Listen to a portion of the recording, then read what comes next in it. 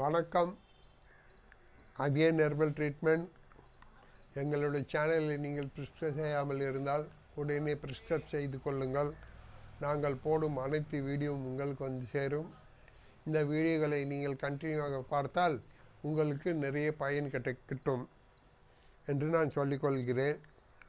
எங்களுடைய விலாசம் Prabhu's hospital, doctor S Karthik, phone number 9600167561, Jothi Nagar, Mangadu road, Paranipputhur, Chennai 122. Consulting Monday and Tuesday 2 நாள் அங்கே சென்னையில் அவர் பார்ப்பார்.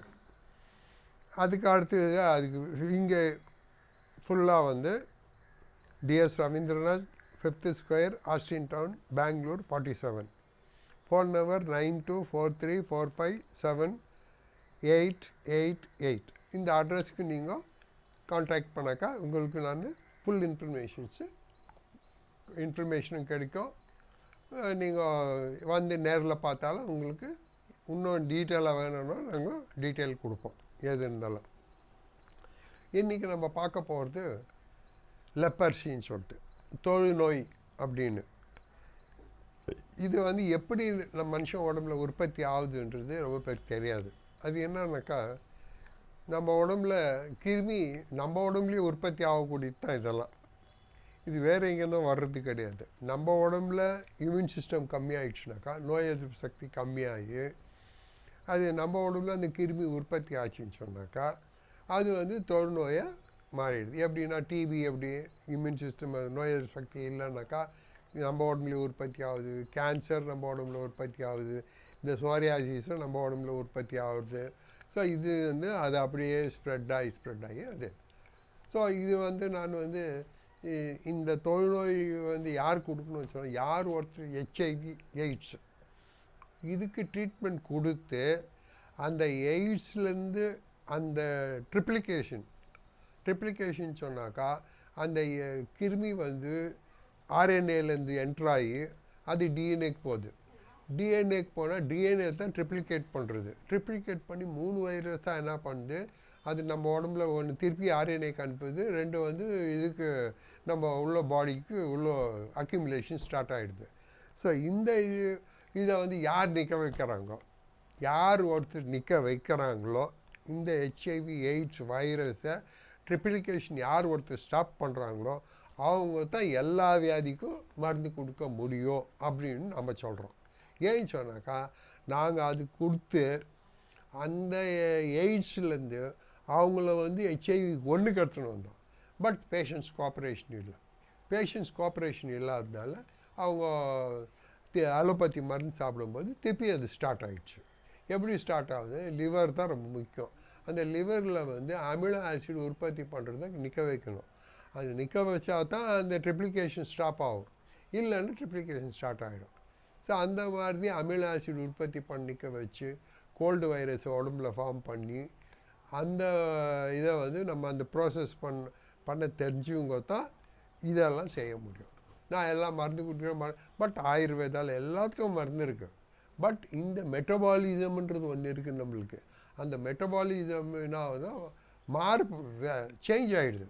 சேஞ்ச் ஆகிட்டதுனால தான் எல்லா வியாதியும் நம்மளை பிடிக்குது. அந்த மெட்டபாலிசமை சேஞ்ச் பண்ணோம்.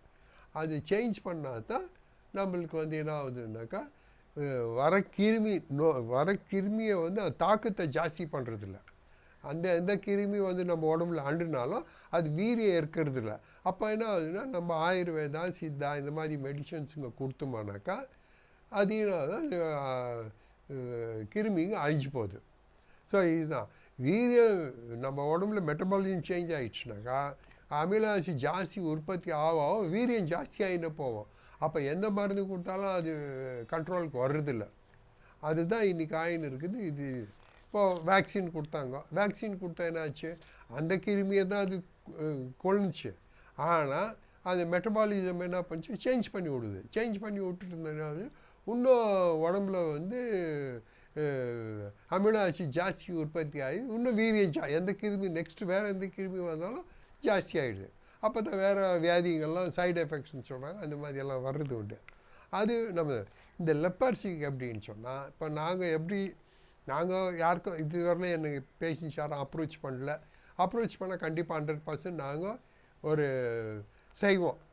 அதை க்யூர் பண்ணுறதுக்கு 99% நம்ம க்யூர் பண்ணணுன்ற எங்களுக்கு ஓப்பு இருக்குது. ஏன்னா ஏன்னு சொன்னால் ஹெச்ஐவி பண்ணிக்கிறோம், டிபி பண்ணியிருக்கோம். சரி, இந்த மாதிரி பெரிய பெரிய இதெல்லாம் நம்ம பண்ணும்போது இது அந்த லிஸ்ட்டில் தான் வருது இது. அதனால் இந்த வியாதி எப்படின்னு சொன்னாக்கா, அந்த கையில் இருக்கிற விரலுங்களெல்லாம் அப்படியே சாப்பிட்டுன்னு போகுதுன்னு சொல்லுவாங்க. அப்படியே கிருமி வந்து அப்படியே குறைச்சின்னு கை இதாகும், கால் விரலுங்க தான் ஃபஸ்ட்டு போடுது, அதுக்கு அப்படியே அப்படியே அப்படியே அப்படியே போகுது. அந்த கிருமி நிற்க வைக்கிறதுக்கு நம்ம என்ன பண்ணுவோம்னா, ஃபஸ்ட்டு இந்த மெட்டபாலிசமை சேஞ்ச் பண்ணுவோம். மெட்டபாலிசம் சேஞ்ச் மூலிகை. இந்த மூலிகை ஒரு 5 நாளோ 6 நாளோ அவங்களுக்கு கொஞ்சம் எக்ஸ்ட்ராவாக கொடுக்கணும். அப்போ என்ன ஆகுதுன்னா, அவங்களுக்கு பாடியில் கோல்டு வைரஸ் ஃபார்ம் ஆகுது. அது ஆன பிறகு நீர் சத்து அதிகரிக்குது. நீர் சத்து அதிகரிக்கும் போது அவங்களுக்கு என்ன ஆகுது, நோய் எதிர்ப்பு சக்தி அவங்களுக்கு உருவாக ஸ்டார்ட் ஆகுது.